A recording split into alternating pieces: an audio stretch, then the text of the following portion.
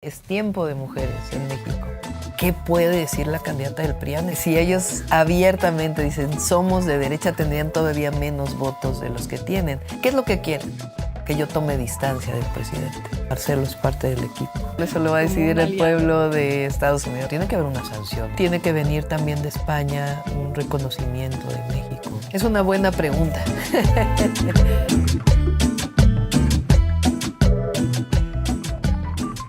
Doctora, muchísimas gracias por su tiempo. Gracias. Falta muy poco para las elecciones. De momento todas las encuestas le dan una ventaja amplia sobre todos los rivales. ¿Cuándo fue consciente de que su trayectoria política tomaba este camino y cómo lo lleva? Pues realmente fui consciente como, digamos, a finales de 2021. Yo siempre fui académica, científica durante muchos años de mi vida. Es hasta el 2000 que soy servidora pública con el presidente, cuando fue jefe de gobierno, secretaria de Medio Ambiente. Y después en 2015 tomo la decisión de participar ya en un proceso de elección popular para fortalecer a Morena, que era nuestro gran proyecto. Por primera vez Morena participaba y de eso dependía el triunfo del 2018 de Andrés Manuel López Obrador. Entonces tomo la decisión de participar, gané en la jefatura delegacional, se llamaba entonces, que es un municipio de la Ciudad de México, y después me voy a la jefatura de gobierno y pues el presidente me nombra en una mañanera junto con otros compañeros y ahí es donde me cae el 20 de que pues es posible, ¿no? Todavía me tarda un año porque pues la ciudad vivió momentos muy difíciles con la pandemia y no quería yo dejar la ciudad y es hasta el 2022 que tomo pues la decisión de participar y comenzar a salir los domingos cuando era jefa de gobierno y después ya pues en el proceso de la encuesta. ¿Alguna encuesta sugiere incluso que usted podría ganar con un resultado mejor que con el que ganó Andrés Manuel López Obrador en 2018? ¿A qué cree que se debe esto? Pues yo creo que hay un despertar del pueblo de México. La labor del presidente ha sido impresionante en muchos temas.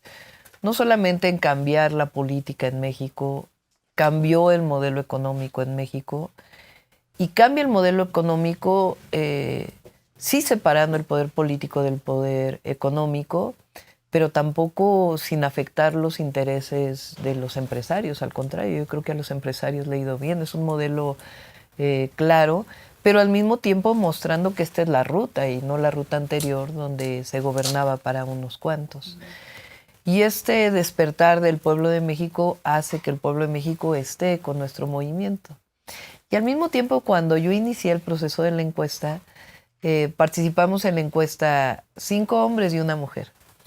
Y entonces yo tomé esta idea de que es tiempo de mujeres en México. Y eso pegó muchísimo, pegó en las mujeres, pegó en los hombres. Y eso me ha dado un plus, digamos, ¿no? A todo el trabajo que ha hecho el presidente, a que el pueblo de México está con la transformación y al mismo tiempo la ilusión de que una mujer gobierne. Usted insiste mucho en que gobernará la segunda fase de Morena y que habrá continuidad. Hace unas semanas tuve la oportunidad de charlar con el presidente Andrés Manuel López Obrador y ha dicho que usted está absolutamente preparada, que es mejor candidata. Por cierto, por esa respuesta el INE le mandó a bajar la entrevista. Bueno, le voy a hacer una pregunta parecida. ¿Qué es lo que diferencia a Claudia Sheinbaum de Andrés Manuel López Obrador o Andrés Manuel López Obrador de Claudia Sheinbaum? Primero te voy a contestar por qué somos parte de un proyecto. Porque hay diferencias, por supuesto, en que él nació en Tabasco, en Macuspana, yo nací en la Ciudad de México. Él desde muy joven se dedicó de tiempo completo a la política para transformar el país. Yo durante años sí participé en muchos movimientos sociales para transformar el país, pero fui científica durante muchísimos años. Entonces, pues evidentemente ahí hay diferencias de finalmente cómo te comportas frente al servicio público, pero los dos coincidimos en el proyecto de transformación de nuestro país. Por eso a mí me da mucho orgullo decir que es un honor estar con Obrador y me da mucho orgullo también decir que soy parte de la Cuarta Transformación, que vengo caminando con él desde el año 2000, que vivimos el fraude electoral en 2006, fui secretaria de Medio Ambiente, fui su vocera, después encabecé el movimiento de las Adelitas, que lo dice en el libro, para que no se privatizara el petróleo, y después fui parte de las fundadoras de Morena.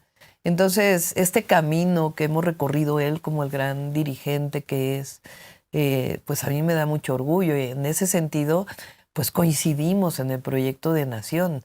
Y además por eso el pueblo de México quiere que continúe la transformación, porque ve en mí el que somos parte del mismo proyecto. Obviamente en momentos políticos e históricos distintos para nuestro país. A él le toca romper con el modelo anterior, con el régimen anterior. Y a mí me va a tocar pues un México distinto, pero siempre defendiendo el proyecto de transformación. Y las diferencias pues son que venimos de pues historias personales distintas, y ahí pues se muestra también en la forma en la que uno gobierna. Usted fue gobernadora de Ciudad de México, es una de las fundadoras de Morena, ganó la encuesta de Morena y aún con todo sigo hasta el día de ayer leyendo algunas voces, algunas con mucho alcance, que dicen que casi que la puso a dedo Andrés Manuel López Obrador para seguir gobernando desde las tinieblas. ¿Cómo le sienta todo esto? Pues la verdad no me afecta mucho. Primero porque yo estoy segura de mí misma, ¿no? Si uno no estuviera seguro de sí mismo, no estuviera bien, pues entonces te afectaría todas las críticas que se hacen. Fíjate, no tienen nada contra mí. Tampoco tienen nada contra el presidente Andrés Manuel López Obrador. Entonces, ¿qué es lo que dicen? Pues que yo en realidad no tengo carácter y que quien va a gobernar es el presidente Andrés Manuel López Obrador. Pues que lo sigan diciendo, la verdad. O sea, no me afecta. Ya se verá, pues, cuando gane la presidencia cómo son las cosas. Pero además, ¿qué es lo que quieren? Que yo tome distancia del presidente. Porque ellos al mismo tiempo saben que si yo tomo distancia del presidente, pues voy a bajar en las encuestas de un presidente que tiene el 70% de popularidad. No lo voy a hacer, primero por convicción, porque creo en el proyecto, creo en Andrés Manuel López Obrador, y segundo porque tengo la certeza de que cuando lleguemos al gobierno, pues claro que voy a gobernar yo, pero además voy a gobernar para y con el pueblo de México. ¿En qué va a notar México que llegue al poder una primera presidenta mujer en su historia? Pues uno gobierna con ojos de mujer, porque uno es mujer. Yo creo que el que llegue una mujer a la presidencia de México es un símbolo. Es un símbolo de qué tanto ha cambiado México. Uno de los países en el mundo que se consideraba de los más machistas, de historia de violencia contra las mujeres, de historia en donde, imagínate el dicho que se decía de calladita te ves más bonita, pues México va a ser el primer país, por lo menos de América del Norte, que va a tener una mujer presidenta. Entonces eso es un símbolo, y además yo lo veo en los eventos, a las niñas, a las jóvenes, a las adultas. Hay una frase que pone la piel de gallina que me dijo una joven en los Altos de Chiapas. Me dijo, tú eres el sueño no cumplido de nuestras abuelas. Y por eso yo digo, cuando llegue la presidencia no llego sola, llegamos todas, llegan nuestras ancestras y llegan nuestras hijas. Entonces, por supuesto, es un símbolo. Y además, pues tenemos que hacer más cosas por las mujeres, porque no solo es que llegue una mujer, sino avanzar en los derechos del pueblo de México y en los derechos de las mujeres. Y así vamos a trabajar. ¿Declararía una alerta de género en todo el país como lo ha hecho en Ciudad de México, por ejemplo? Pues no sé si es la alerta como tal, sino más bien qué acciones vamos a seguir desarrollando para erradicar la violencia contra las mujeres que lamentablemente se sigue viviendo en México. En la historia de América Latina solo hubo 13 mujeres presidentas, 6 que salieron con votos. ¿Por qué cree que hay tan pocas mujeres que llegan al poder? ¿Por qué esto sigue siendo una excepción y no la norma? Pues porque durante años se pensó que las mujeres éramos menos. Angela Davis tiene una frase que es pues una luchadora por los derechos civiles en Estados Unidos y además feminista, que es una frase dicha distinta por Elvia Carrillo Puerto, que es una mujer que peleó por los derechos de las mujeres en México, yucateca, una de las primeras mujeres diputadas antes del sufragio de las mujeres, que dice, las mujeres solo pedimos que seamos tratadas como personas. Y yo creo que ese es parte del problema, que en todo el mundo a las mujeres se nos vio siempre menos. Y por eso luchamos por todos los derechos para todas las mujeres. Y hay diferencias también en cómo tratan a las mujeres en algunos países, en otros, o aquí en México. No es lo mismo lo que sufre una mujer indígena con la discriminación triple por ser indígena, por el color de la piel, por pobreza, que una mujer que vive en otras condiciones. Pero de todas maneras no hemos tenido todos los derechos políticos. Por eso es increíble la transformación en México. Porque no solo ha cambiado el régimen de opresión, de privilegios, de corrupción, sino también le abrió la puerta a las mujeres. Por primera vez hay un gabinete paritario en México. Y yo creo que el ejemplo, por ser México un país tan importante en todo el mundo, no solo por ser la 12ª economía mundial, sino por nuestra riqueza cultural, que en México haya una mujer presidenta, pues va a tener una influencia muy grande para todos los países del mundo.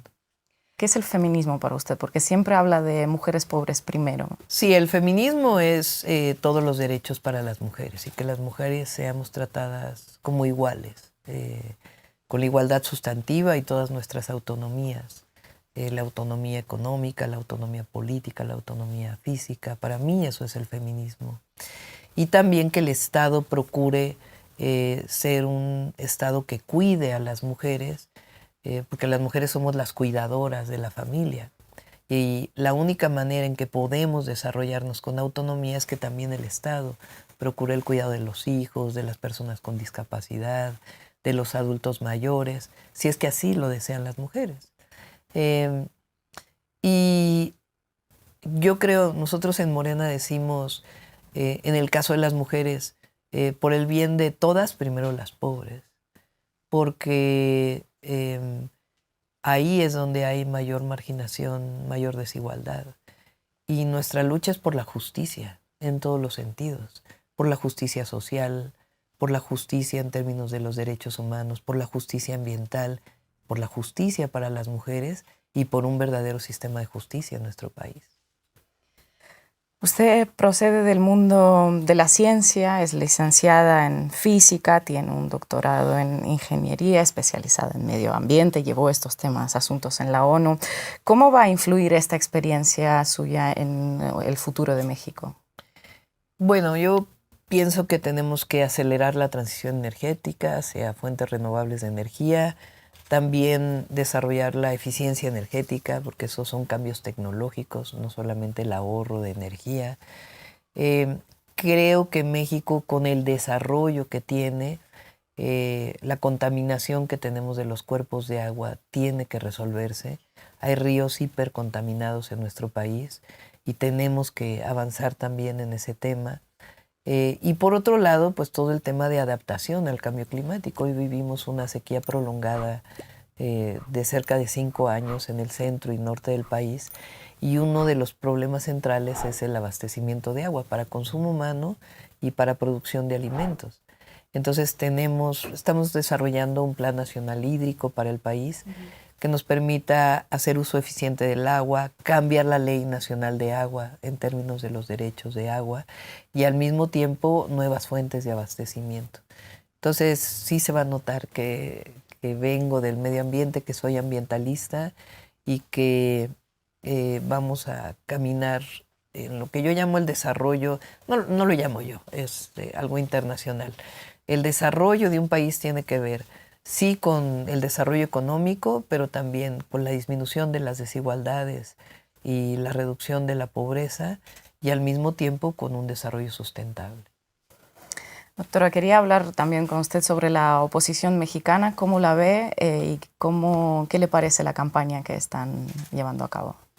A ver, la oposición en México es una amalgama de ¿qué los junta?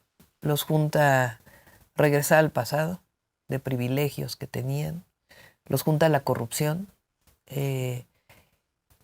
Y el problema es que no hay una ideología ahí. O sea, no hay un pensamiento que los una.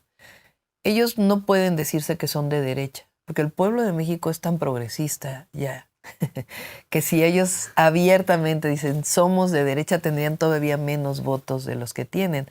Es este debate de los programas sociales. Tú tienes un expresidente que dice que aquellos que reciben apoyo son flojos. Tienes a una candidata del PRI y el PAN que en el 2022 todavía dijo que los programas sociales deben ser temporales y lo que debe sacar adelante a las personas es el trabajo, como si los adultos mayores de 90 años tuvieran que trabajar, ¿no? Y por otro lado, los tienes amarrándose en la bandera diciendo, no, nosotros sí defendemos los programas sociales. ¿Por qué lo hacen? Porque si dijeran lo que piensan realmente, pues todavía tendrían menos aprobación. Entonces, ¿qué los junta? Los junta el negocio, los junta la corrupción y en realidad pues no tienen ni siquiera una forma de pensamiento. Es una amalgama ahí que es estar en contra de Andrés Manuel López Obrador, del proyecto de transformación. Inclusive los grandes empresarios de nuestro país también están divididos. Ya no es ese apoyo unánime que tenían en el 2006 contra Andrés Manuel López Obrador, porque saben que les ha ido bien, que esta cosa que se decía de que la economía iba a ir muy mal, pues ahora se ha demostrado que está mejor la economía que lo que estaba antes. Entonces es una oposición muy, muy débil, precisamente porque no tienen pensamiento. Y para que los unificara algo, pues tendrían un pensamiento y una forma de comportarse. Y ahí, pues tienen, yo siempre digo, a ver, yo digo, es un honor estar con Obrador. ¿Qué puede decir la candidata del PRIAN? Es un honor estar con Fox, con Calderón, con García Luna, con Peña Nieto. Pues no tienen manera de decir nada de eso. En los últimos meses, ya llevan meses, estuvimos, bueno, pues observando una suerte de guerra sucia digital en redes sociales. Hay analistas que la vinculan directamente con personajes ligadas a la oposición mexicana. Las narcoetiquetas, 300 millones de menciones en redes sociales. ¿Cómo lo ha vivido usted? ¿Cómo lo está viviendo? Bueno, es algo que lamentablemente el Instituto Nacional Electoral decidió no investigarlo. Eso es muy grave, porque hay muchísimo dinero. ¿Y por qué no lo investigan? ¿Bajan un trozo de una porque entrevista? una parte de los consejeros del INE está claramente y abiertamente con la oposición. Entonces, por eso no quieren investigar lo que tiene que ver con la oposición. O sea, increíblemente deciden investigar cosas sobre nosotros y sobre la oposición, ¿no?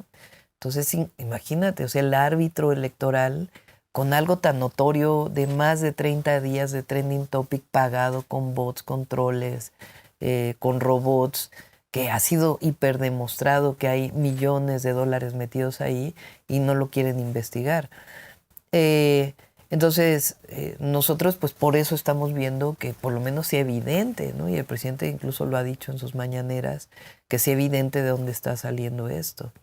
Segundo, la falsedad. O sea, ¿cómo ellos que tuvieron un narcogobierno con Calderón, que decretaron la guerra, que pusieron al frente de esa guerra García Luna, que hoy está preso en Estados Unidos por colusión con el narcotráfico, se atreven a decir que en nuestro movimiento y el presidente López Obrador y yo tenemos algún vínculo con el narcotráfico? O sea, es como que ellos decidieron... para que no los ataquen, ellos decidieron atacar de lo que se sienten culpables, ¿no? Es algo así como mirarse al espejo.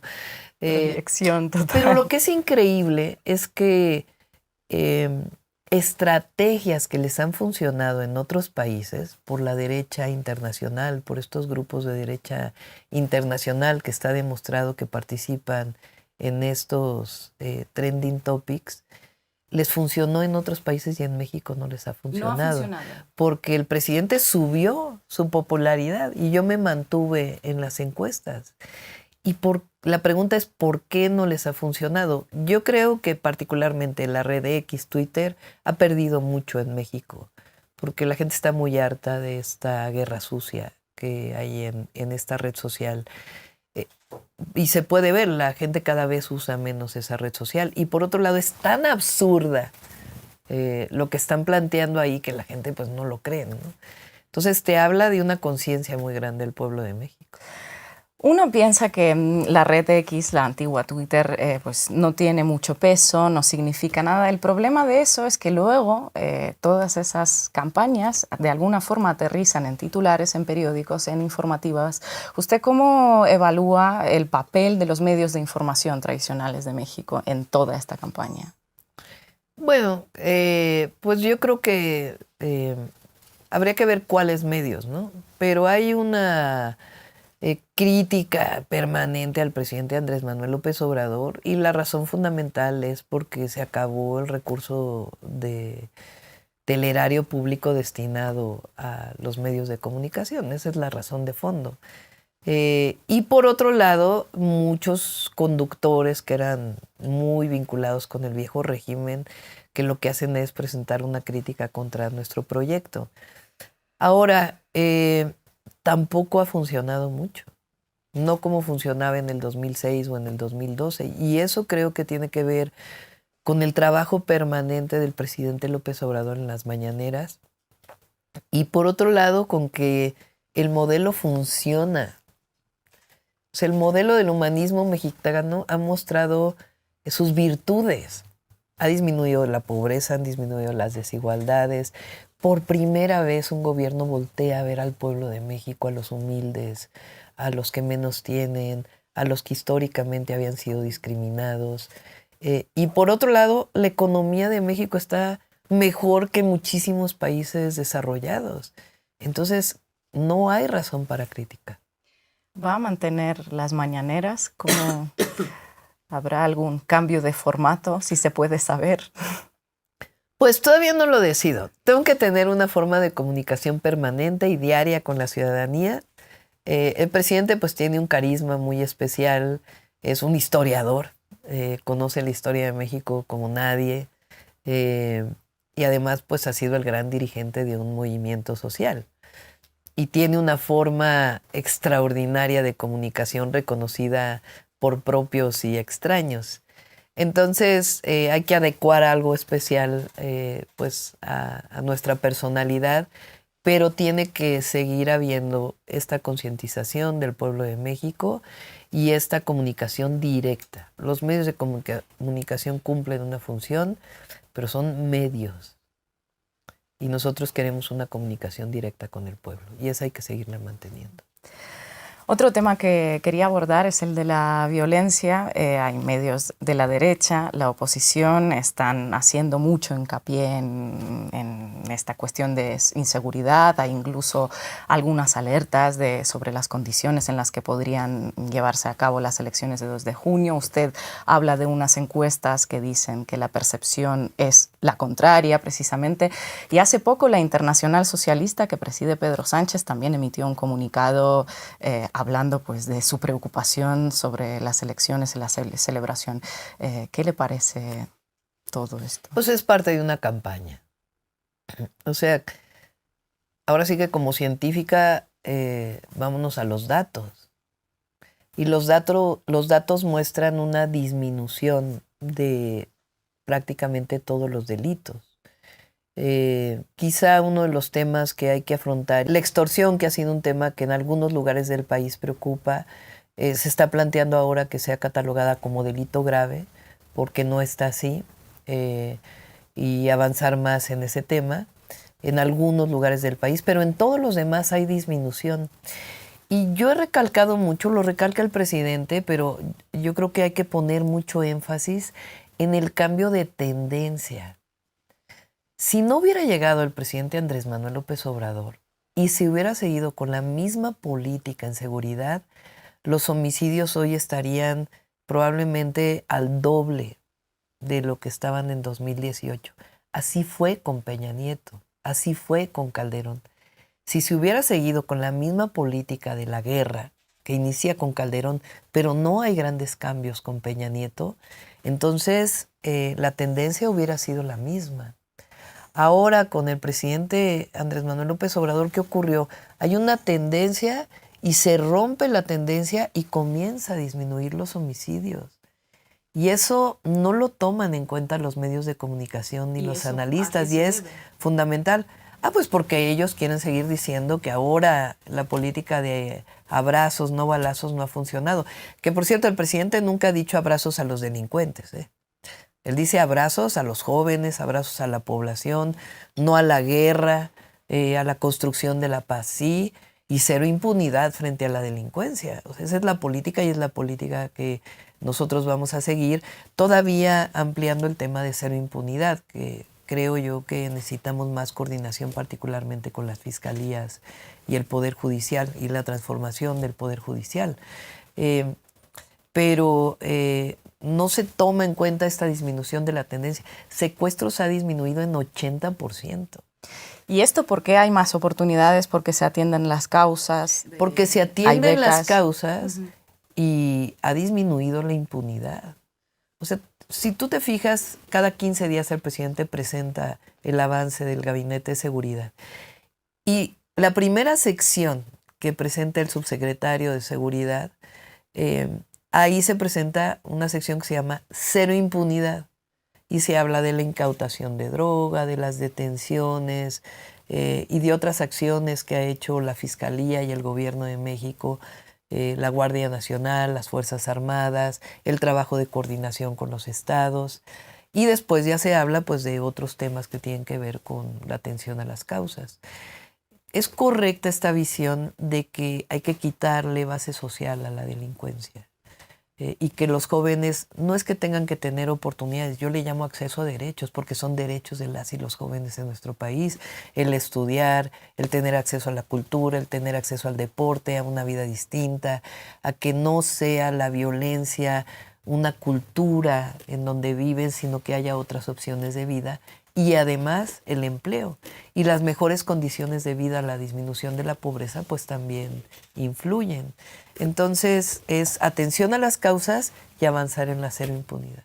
Sin embargo, hay este discurso de punitivista de la mano dura, está siendo muy popular en América Latina, ¿no? Desde El Salvador, Ecuador, Argentina ahora también, ¿no? Militares en Rosario, esa propuesta. ¿Qué le diría a pues, líderes políticos como por ejemplo Bukele, que es el abanderado de la mano dura, sobre este tipo de enfoque? Bueno, él tiene su política y nosotros tenemos la nuestra, ¿no? Yo creo que el autoritarismo, la mano dura, lleva consecuencias terribles en los países. Finalmente, ese sí es un problema con la democracia y además de violación de los derechos humanos. Y nosotros al final, nuestra visión, nuestro pensamiento es humanista por encima de todo. Y al tener una visión humanista es la atención a las causas, que al final es la solución de largo plazo, y sí avanzar con la justicia, con un sistema de justicia que realmente no solamente sea la justicia social, sino que también quien comete un homicidio pues tiene que ser llevado a un tribunal y tiene que ser detenido. O sea, en eso estamos de acuerdo. El asunto es cómo lo haces, si lo haces con regímenes de excepción o lo haces a través de un sistema de justicia que funcione. Propone una reforma constitucional para que no haya reelección para cargos de elección popular. Sí. Y esto también lo defiende el presidente. ¿Por qué este tema es tan importante dentro del pensamiento de Morena? Bueno, en México hubo una revolución mexicana, cuyo lema principal con Madero fue sufragio efectivo, no reelección. Y fue lo que llevó a la Revolución Mexicana después de tantos años de porfiriato y de injusticia social y de autoritarismo. Después, en la época de Calderón, o sea, en pleno proceso neoliberal y autoritario, plantearon esto de que ahora los diputados, los senadores se puedan reelegir y también los presidentes municipales.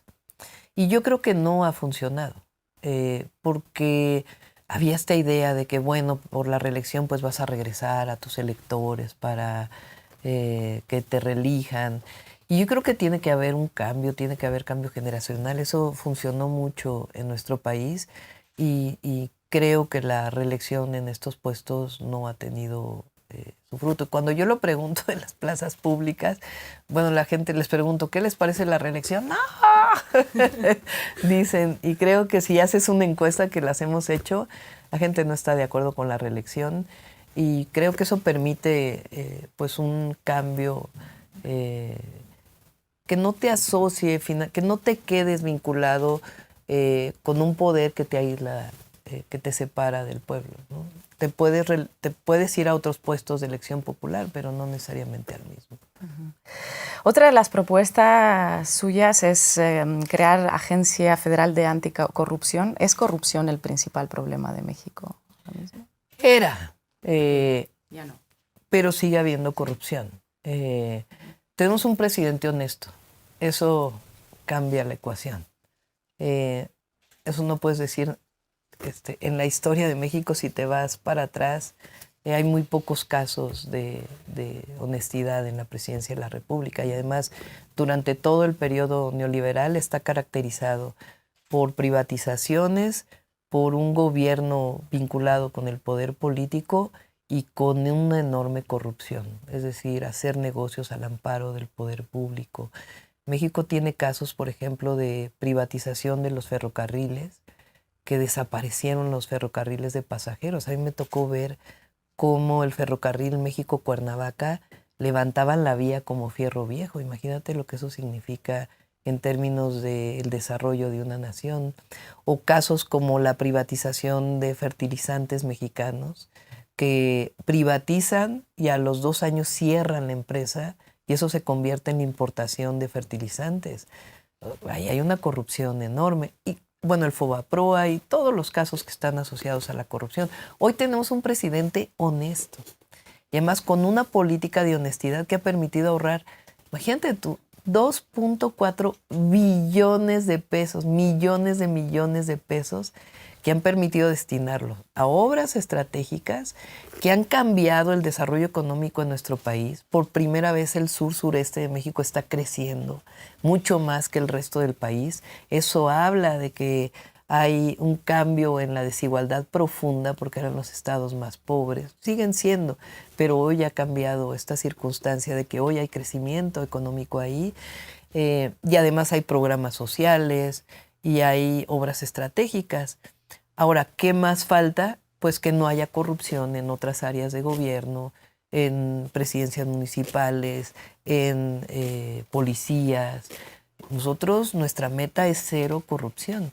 Y por eso esta idea de la Agencia Nacional Anticorrupción, que no genera más gastos, esto hay que decirlo, concentra información de distintas instituciones que te permite presentarlo, sea para hacer impunidad en materia administrativa o penal, si es el caso. Y no fue una idea mía, sino una idea que surgió de mesas de trabajo de especialistas y de consulta con ciudadanos que dijeron, pues esta es una de otras opciones que estamos presentando. Si llega a ganar la presidencia, ¿nos podría quizás adelantar algún nombre de las personas que van a formar el futuro gobierno? ¿Alguien que participó en la encuesta? No te lo puedo adelantar. Pero, a ver, son, digamos, los perfiles, ¿no? Personas honestas, ante todo, de mucha convicción en el proyecto y que tengan las dos partes, una, conocimiento del área en la que van a estar, pero al mismo tiempo que tengan amor por el servicio público y amor al pueblo. Si no hay eso, puedes tener un gran especialista en un tema que se le olvida para qué está gobernando. Y el ex canciller Marcelo Ebrard, cuando pidió que se repitiera la encuesta, ¿cómo le sentó a usted? A ver, pues es parte de los procesos, ¿no? Yo no, digamos, le daría demasiada importancia. Yo a lo que le doy importancia es que Marcelo es parte del equipo. Normalmente en la izquierda, en las izquierdas, lo que hay es muchísima división. Y nosotros siempre hemos puesto, el presidente, yo lo aprendí de él, la unidad por encima de todo.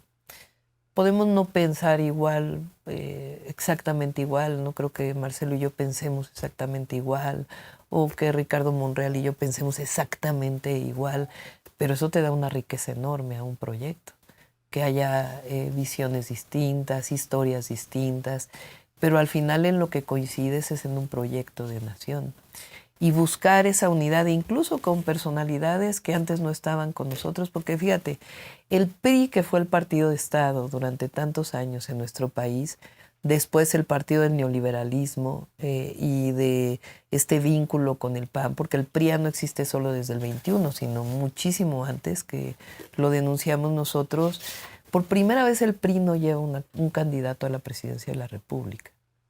Eso te da una idea de cómo cambió el régimen en nuestro país, político y profundo. Entonces hay muchos priistas que dicen, bueno, ¿qué pasó? Y no porque no se sientan incluidos, sino porque se dan cuenta que no puede ser que ahí donde había diferencias profundas con el PAN surge contra la expropiación petrolera en nuestro país. Entonces hay priistas nacionalistas todavía que dicen, bueno, ¿cómo es posible que salgamos con una candidata del PAN a la presidencia y que no tengamos candidato? Entonces se sienten excluidos y se han acercado mucho. A muchos se les han abierto las puertas. Claro, tienen que tener una actitud distinta que la que tuvieron y a otros no también. Hay otros que no necesariamente. Pero finalmente no cambia el proyecto, no cambia ni nuestros principios de honestidad, de amor al pueblo, de buscar resultados siempre vinculados con nuestro proyecto, pero siempre buscando la unidad. La unidad porque además nosotros queremos ganar no solamente la presidencia, sino la mayoría en el Congreso. Si Claudia Sheinbaum llega a la presidencia, ¿cambiará algo en las relaciones de México con otros países? A ver, nosotros tenemos una constitución que establece cuáles son los principios de la relación de México con otros países, otras naciones, otros gobiernos y los pueblos. Y el respeto juarista que defiende esa constitución siempre va a estar ahí. Nosotros no tenemos política de intervencionismo, siempre de respeto y al mismo tiempo una política que marcó la historia de México de solidaridad con la democracia y con el autoritarismo. Por cierto, lo que pasó ahora en Ecuador es inconcebible, inconcebible. Ni con Pinochet llegó a pasar eso. México jugó un papel fundamental con la Guerra Civil Española, en donde muchísimas personas de América del Sur vinieron a México y además permitieron el enriquecimiento cultural de México, intelectual, de manera muy importante en la academia. Y esta cosa de asaltar una embajada es inconcebible. ¿Habría roto usted las relaciones diplomáticas? Sí, por supuesto. De hecho, lo pensé y cuando lo dijo el presidente dije que bueno. Sí. ¿Y para un restablecimiento qué debería pasar? No, bueno, tiene que haber una sanción a lo que ocurrió. Porque si lo hace Ecuador, lo puede hacer cualquier país. Y eso tiene que ser sancionado. No puede ser que eso pase como si nada.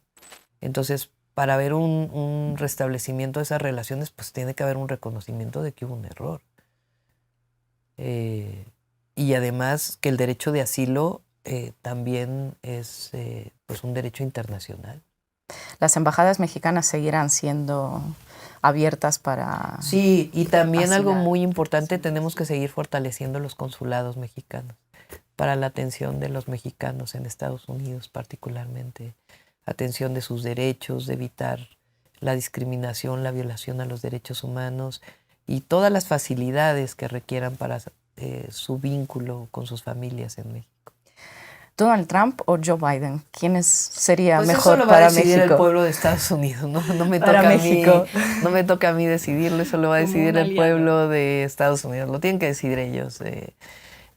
Pero siempre vamos a mantener nuestra dignidad, nuestra soberanía, el respeto a México, nunca agachar la cabeza, nunca una relación de subordinación. Hoy somos el principal socio comercial de Estados Unidos y en esa defensa vamos a buscar buenas relaciones de comunicación, de amistad. Y en el tema de migración siempre vamos a insistir que la mejor política es la cooperación para el desarrollo. ¿Y con España seguirá habiendo esa suerte de pausa en las relaciones diplomáticas? Bueno, hay que destacar que van a ser buenas relaciones. Pero poner siempre que México es un país independiente, soberano, que ya no somos colonia ni protectorado de nadie. Y como presidenta me va a tocar defender siempre la soberanía de nuestro país y al mismo tiempo la buena amistad con todos los pueblos. Ahora está el tema del perdón. Yo creo que tiene que venir también de España un reconocimiento de México. Yo hice una crítica al presidente español con esto que mencionas, de la Internacional Socialista que se presentó diciendo que México había una condición muy difícil para el desarrollo de las elecciones. Después hubo una aclaración por parte de la embajada que no se dijo en particular para México, sino que era una cuestión para todo el mundo.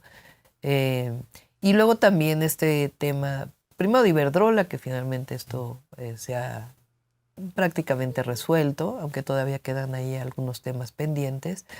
Pero cuando el presidente de México llama al perdón, el Papa Francisco, que ya lo había hecho previamente la Iglesia Católica, sin problema dice perdón por la Inquisición y por el trato a, a la cultura previa a la conquista y a los indígenas en México. Que hubo masacres terribles, la del Templo Mayor, la de Cholula, y después, posteriormente, durante la conquista, un trato terriblemente discriminatorio. Y en España esto parece que causa un resquemor tremendo. México era México, de hecho, la palabra México viene de los mexicas, de una cultura extraordinaria que tenía México, además con toda su historia, desde los olmecas. Ese reconocimiento tiene que existir y tiene que existir un reconocimiento de los abusos que se cometieron. México ha hecho el perdón a China por el trato que hubo de México a la comunidad china, que incluso hubo masacres terribles. Ha habido perdón a los pueblos indígenas. El pueblo yaqui, por ejemplo, fue sojuzgado, esclavizado, y se ha hecho un perdón claro por parte del presidente de la República. Hay cantidad de autores, entre ellos Riquer, que hablan de lo que significa el perdón en términos de la República y el reconocimiento hacia adelante de lo que representa para un país. Entonces yo creo que sea el perdón otra forma de reconocimiento de que hubo abusos durante la conquista. Que de hecho el presidente le llama invasión, que en realidad fue una invasión. Entonces, reconociendo, digamos, que hoy somos una sociedad pluricultural y que hubo una mezcla de culturas, no fue el encuentro de dos mundos, fue un encuentro agresivo, una invasión. Entonces, esto puede seguirse hablando, no se termina, pero yo creo que nosotros como mexicanos, mexicanas, tenemos que seguir reconociendo eso, porque si no reconocemos eso, no reconocemos a los pueblos vivos de ahora, y a nuestros indígenas, o a los indígenas y a los pueblos indígenas mexicanos, que son sujetos de derecho y que tienen todo el derecho de reconocer sus culturas. Lo primero que hará Claudia Sheinbaum si se convierte en presidenta de México. Es una buena pregunta. A ver, ahora estoy concentrada en ganar la elección. Es de aquí al 2 de junio. Después va a venir un periodo de transición. Ahí pues me voy a concentrar mucho en lo que van a ser los primeros 100 días de gobierno, en el presupuesto, que además pues ya se tiene que elaborar de manera importante por parte nuestra, porque junio es cuando se presenta el primer presupuesto al Congreso de la Unión, y es el presupuesto ya del 2025, y ya en su momento pues ya podremos decir, pero pueden confiar en que vamos a gobernar con honestidad, con mucho amor al pueblo, conservando nuestros principios y llevando a México a ser, que ya lo es, el mejor país del mundo. ¿Cómo le gustaría ser recordada? Si llega a ser presidenta, ¿cómo le gustaría que escriban sobre su gobierno en manuales de historia, por ejemplo? Pues un gobierno encabezado por una mujer que tiene muchos significados y además que deja para el país 6 años después un México mejor que el que recibió, con una visión fundamental a quienes menos tienen, pero siempre pensando en el futuro del país. Claudia Sheinbaum, muchísimas gracias por su tiempo. Muchas gracias.